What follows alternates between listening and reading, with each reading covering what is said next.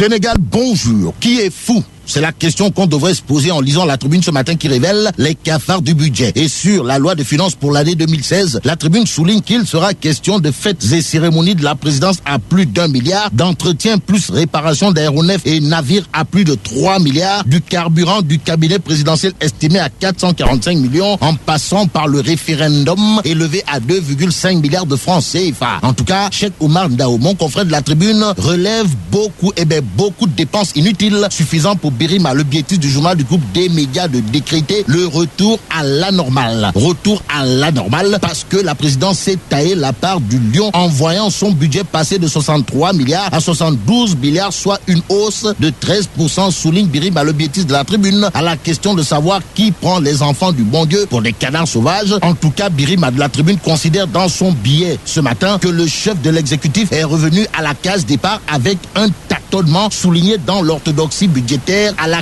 clé. Celui qui détient toutes les clés, d'après Le Soleil, c'est Boun Abdallah Dionne, ou l'homme qui travaille sous la très haute inspiration de Macky Sall. En tout cas, l'astre de Anne affiche les propos de Monsieur le Premier ministre au Forum économique de Bruxelles, à savoir des réformes phares ont été mises en place pour booster notre croissance. En attendant de voir, pour ne pas croire aux marchands de sable, le populaire affiche les coups de cravache ou des coups de lanière de Moustapha Diakhaté sur Eiffage. En effet, Monsieur le Président du groupe parlementaire de la majorité tacle Eiffage après avoir débusqué des scandales sur l'autoroute à péage, révèle le populaire. Le journal du groupe Comme7 s'intéresse par ailleurs à ce qui se passe au sein du Parti démocratique sénégalais. Et aujourd'hui, c'est Monsieur le Président de la commission de discipline du parti de Wade qui, apparemment chargé comme une mule dans le populaire, tient à dire que Fada Modou Diagne est allé trop loin et il le sait. À en croire Abdoulaye Faye du PDS, Fada Modou Diagne aurait adhéré à une formation politique concurrente, Modou Diagne Fada, ou celui qui a été viré du PDS à coup de 45, là où ça fait plus que mal,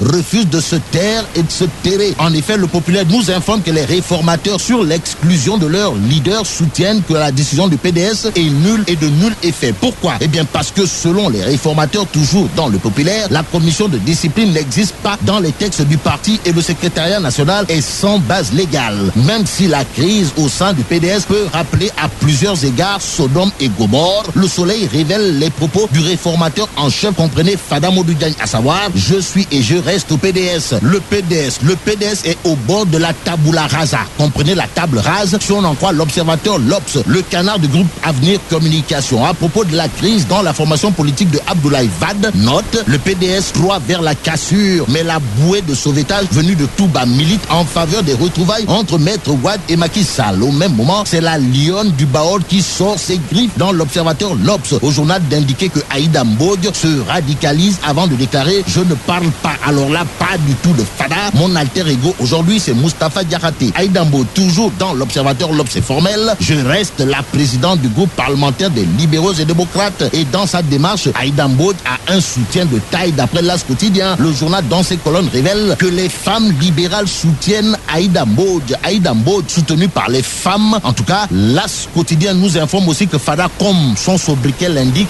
engage la résistance contre Wade. Boy Darou Mourti entend effectuer une tournée nationale et convoquer un congrès du PDS, renseigne l'As quotidien. Suffisant pour Enquête, le journal, de retenir et faire retenir qu'on se dirige vers une scission du PDS. Enquête, le journal, d'expliquer que Fada et compagnie vont organiser le congrès en annonçant des plaintes. Au même moment, dans la Tribune, c'est Abdoumbo qui soutient que le PDS est victime de l'inculture de sa direction actuelle. Par ailleurs, le troisième vice-président de l'Assemblée nationale, comprenez Abdoumbo, envoie des verbes et des pas mûrs à Idrissa Seck en soutenant qu'il n'est pas un travailleur et il doit être viré du conseil départemental de Thiès. Pour terminer, Abdoumbo, toujours dans la Tribune, pense que l'APR n'est pas en léthargie et le parti Réumi dans tout ça. À la une de l'observateur L'Obs, par exemple, Dr Abdourahmane Diouf, porte-parole du parti de Idrissa Seck, considère qu'il n'y a pas de feu au lac, pour parler comme à Neuchâtel. En clair, Réumi a identifié ses faiblesses, d'après le docteur Abdourahmane Diouf dans l'observateur, qui ajoute toujours à la une du journal du groupe Futur Média: nous avons pris l'option d'un leadership éclairé. Bon, passons à la Tribune pour terminer. Le journal est avec Omar Mal, nouveau DG de la police, qui déclare: remplacer Anna Semou Faye n'est pas un lourd fardeau. Suffisant de se demander si monsieur le nouveau DG de la police annonce ainsi les couleurs. En tout cas, le commissaire Omar Mal a pris en considération l'adage qui dit: celui qui n'a pas traversé l'autre rive ne doit pas se moquer de celui qui se noie. Donc,